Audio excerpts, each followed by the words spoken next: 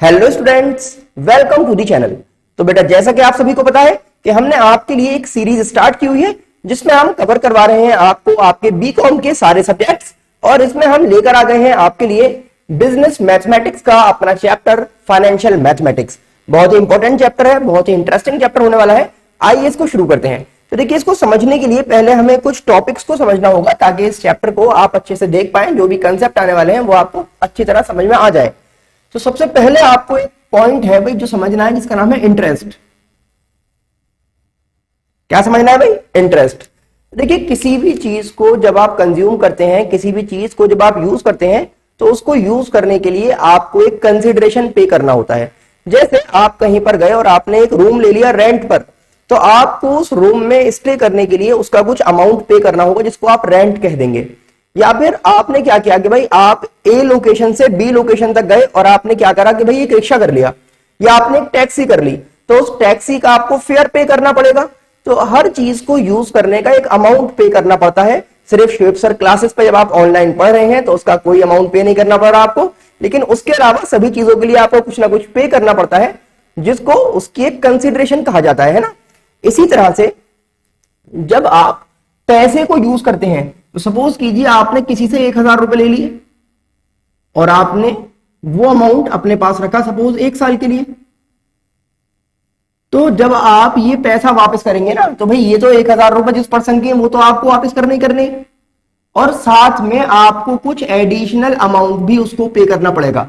ये additional amount क्या है? आपको 1,000 रुपए यूज करने का जो एक्स्ट्रा खर्चा हुआ वो है 100 रुपए, और यही है इंटरेस्ट।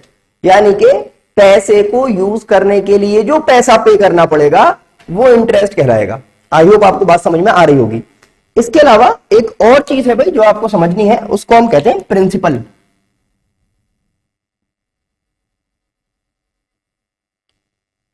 प्रिंसिपल बहुत आसान है। प्रिंसिपल मतलब वो वैल्यू जो अमाउंट आपका इनिशियल अमाउंट है, या आप ये कह सकते हैं कि वो पैसा जो आपने बोरो किया, या अगर आपने कहीं सेव किया है तो ये कह सकते हैं कि वो अमाउंट जो आपने डिपॉजिट किया। तो क्वेश्चन को समझने के लिए आपको क्या करना होगा भाई? प्रिंसिपल के लिए कोई ना कोई अमाउंट इस तरह लिखा होगा सम करके, या आपको उस क्वेश्चन की लैंग्वेज को पढ़ के ये समझ में आ रहा हो कि ये इनिशियल वैल्यू है।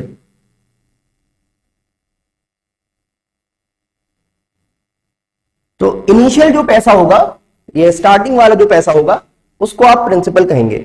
तो या तो आप कहीं पैसा इन्वेस्ट करेंगे, डिपॉजिट करेंगे, सेव करेंगे, या फिर आप कहीं से बोरो कर लेंगे। तो स्टार्टिंग में जो भी पैसा लिया गया है या सेव किया गया है वो प्रिंसिपल कहलाएगा। ठीक है ना। फिर आपको एक और नाम यहां पर समझना होगा जिसको हम कहते हैं रेट ऑफ इंटरेस्ट।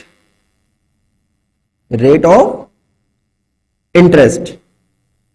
इंटरेस्ट समझ में आ गया था कि भाई इंटरेस्ट क्या है। अब रेट का मतलब क्या है? रेट का मतलब होता है कि भाई एक पर्टिकुलर टाइम पीरियड के बाद आपको कितना अमाउंट एक्स्ट्रा वापस करना पड़ेगा। तो जितना भी आपने बोरो किया है उसके ऊपर कितना एक्स्ट्रा अमाउंट आपको पे करना पड़ेगा, उसको अगर हम प्रोपोर्शनेट वैल्यू में या फिर परसेंटेज की वैल्यू में बताएं। ये तो एक एब्सोल्यूट वैल्यू हो गई कि हमने कहा भाई 100 रुपए हो गए, लेकिन अगर मैं उसको प्रोपोर्शनेटली या फिर परसेंटेज की फॉर्म में आपको बताऊं तो उसको हम कहेंगे रेट ऑफ इंटरेस्ट, कि कितना रेट जो है लग रहा है।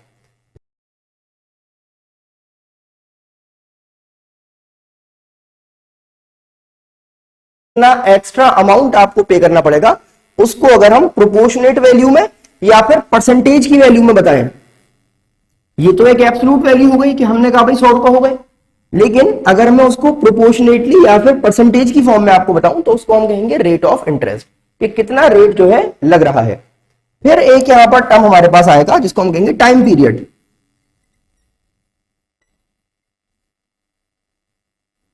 टाइम पीरियड आसान है भाई। टाइम पीरियड का मतलब कितने टाइम के लिए आपने अमाउंट बोरो किया है, कितने टाइम के लिए आपने अमाउंट डिपॉजिट किया है। ठीक है ना। तो इसी को कभी कभी आप टाइम पीरियड की जगह नंबर ऑफ पीरियड्स भी कह सकते हैं, क्योंकि अलग अलग कंटेक्स्ट में अलग अलग मीनिंग हो जाएगा, अभी हम देखेंगे। तो फिलहाल क्या है कि भाई टाइम आप ये समझ लीजिए कितने बार या फिर कितने महीने या फिर कितने साल के लिए आपने पैसा डिपॉजिट किया या आपने अमाउंट बोरो किया। तो ये फिलहाल आपने देखा है कि भाई इंटरेस्ट क्या होता है, प्रिंसिपल क्या होता है, और इसी तरह से हम देख रहे हैं कि भाई रेट क्या है और टाइम पीरियड का क्या मतलब है। फिर जब यहाँ पे इंटरेस्ट का जिक्र आ रहा है, क्योंकि इस चैप्टर में स्पेशली हम इसी को लेकर आगे चलते हैं, तो हम ये देखेंगे कि भाई इंटरेस्ट कितने टाइप का होता है।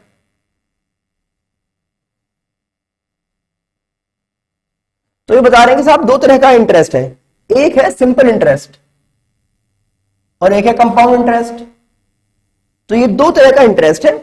सिंपल इंटरेस्ट में क्या होता है कि जो अमाउंट इनिशियल अमाउंट है आपका, या जो इनिशियल वैल्यू है, इस वैल्यू के ऊपर आपको हर बार इंटरेस्ट पे करना पड़ेगा।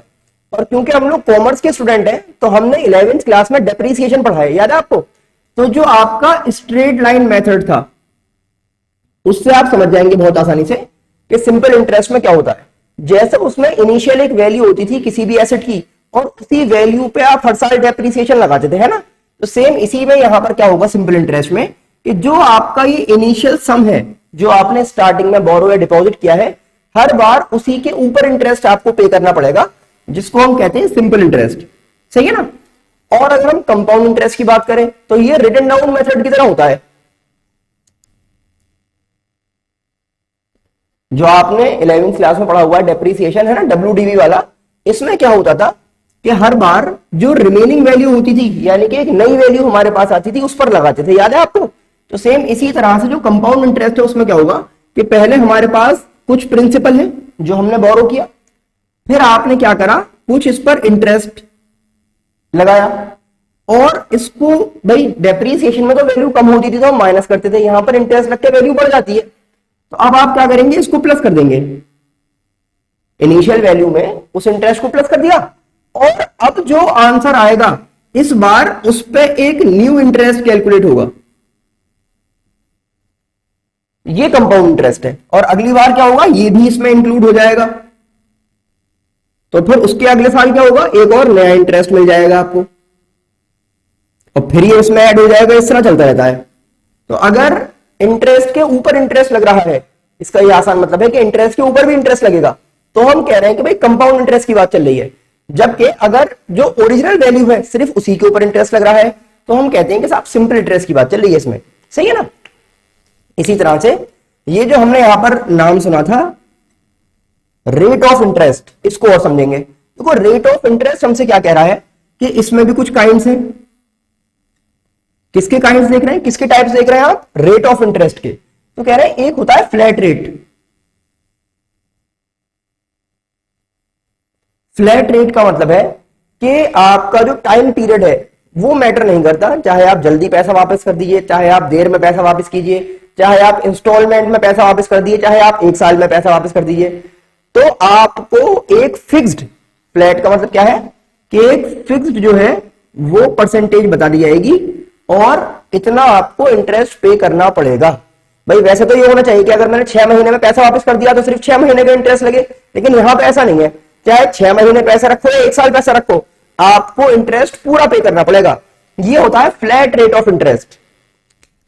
फिर हमें मिलता है ऑर्डिनरी।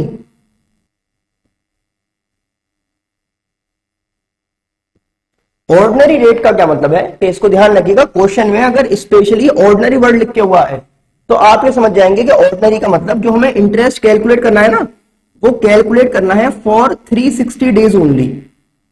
कितने दिन के लिए करना है भाई? 360 डेज के लिए। और फिर इसी तरह से एक हमें मिलता है एग्जैक्ट रेट। अगर एग्जैक्ट की बात चलेगी तो एग्जैक्ट वाले में आपको जो डेज हैं वो पूरे 365 रखने हैं। इसमें तो क्या है भाई, टाइम पीरियड से मतलब ही नहीं है। ऑर्डिनरी वाले में 360 दिन के लिए निकालेंगे आप, और एग्जैक्ट अगर है तो उसमें आप कैलकुलेशन करते हैं फॉर 365 डेज। ये कुछ बेसिक कंसेप्ट थे जो आज हमने देखे हैं, इनको देखिए, अच्छी तरह समझ लीजिए। फिर नेक्स्ट लेक्चर से हम सिंपल इंटरेस्ट जो हमारा टॉपिक है इससे स्टार्ट करेंगे। इसमें जो जो पॉसिबल क्वेश्चंस हो सकते हैं इंपॉर्टेंट, उनको डिस्कस करेंगे, और फिर कंपाउंड इंटरेस्ट की तरफ चलेंगे। और हल्के हल्के जो भी हमारा पूरा सिलेबस है, इसमें हमारे पास एन्युटी है, प्रॉब्लम्स रिलेटेड है, डेप्रिसिएशन है, पॉपुलेशन है, सिंकिंग फंड है, तो जो भी चीजें हैं, लॉग टेबल है, एंटी लॉग टेबल है, सबको यहां पर कवर किया जाएगा लेक्चर बाय लेक्चर।